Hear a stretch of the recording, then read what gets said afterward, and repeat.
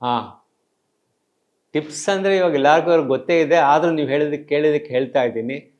ನಿಮ್ಗೆ ಎಷ್ಟು ಬೇಕೋ ಅಂಥದ್ದೇ ಮನೆ ತಗೊಳ್ಳಿ. ಇವಾಗ ಮನೆ ಯಾರ್ಯಾರ ಪ್ರಿಫರೆನ್ಸ್ ಇದೆಯೋ ಅದನ್ನು ಚೇಂಜ್ ಆಗ್ತಾ ಇದೆ.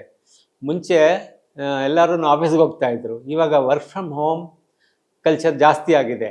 ಯಾಕೆಂದರೆ ಮನುಷ್ಯ ಈ ನೌಕರ ಮನೆಯಲ್ಲೇ ಕೂತ್ಕೊಂಡು ಕೆಲಸ ಮಾಡುವಂಥ ಸಂದರ್ಭ ಇರೋದ್ರಿಂದ ನಾನು ಯಾವಾಗಲೂ ಇಲ್ಲೇ ಕಳೀತೀನಿ.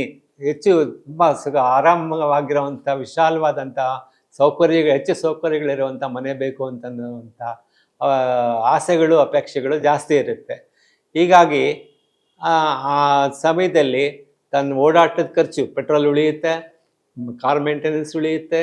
ಈ ಥರ ಹಲವಾರು ಬೆನಿಫಿಟ್ಸ್ ಎಲ್ಲ ಲೆಕ್ಕ ಹಾಕ್ಕೊಂಡು ನೀವು ಬೇಕಾದ್ರೆ ದೊಡ್ಡ ಮನೆಗೆ ಹೋಗ್ಬೋದು. ಹಳೆ ಮನೆ ಬೇಕಾದ್ರೆ ಇಟ್ಕೋಬೋದು ಅಥವಾ ಅದನ್ನು ಮಾರಿಬಿಡ್ಬೋದು.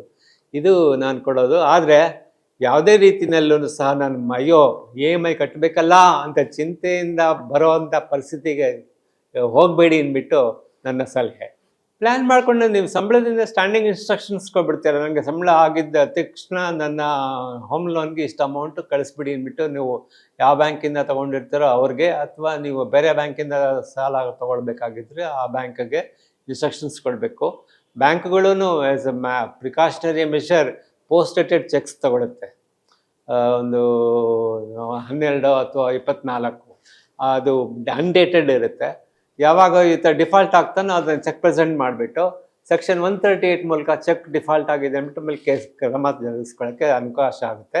ಜೊತೆಗೆ ಬಾರೋಯವ್ರಿಗೂ ಒಂಥರ ಮಾರಲ್ ರೆಸ್ಪಾನ್ಸಿಬಿಲಿಟಿ ಇರುತ್ತೆ. ಚೆಕ್ ಬೌನ್ಸ್ ಆಗಿಬಿಡುತ್ತೆ, ನಂದು ಕ್ರೆಡಿಟ್ ರೇಟಿಂಗ್ ಕಡಿಮೆ ಆಗಿಬಿಡುತ್ತೆ, ನನ್ನ ಲೋನ್ ರೀಫಾರ್ಮೆಂಟ್ ಡಿಫಾಲ್ಟ್ ಆಗಿಬಿಟ್ಟಿದ್ರೆ ನನಗೆ ನಾಳೆ ಅಂತ ಬೇರೆ ಏನು ಸಮಸ್ಯೆ ಆಗುತ್ತೆ ಅಂತ ಮಾರಲ್ ಫಿಯರ್ ಸಹ ಇರುತ್ತೆ ಬಾರೋಯವ್ರಿಗೆ.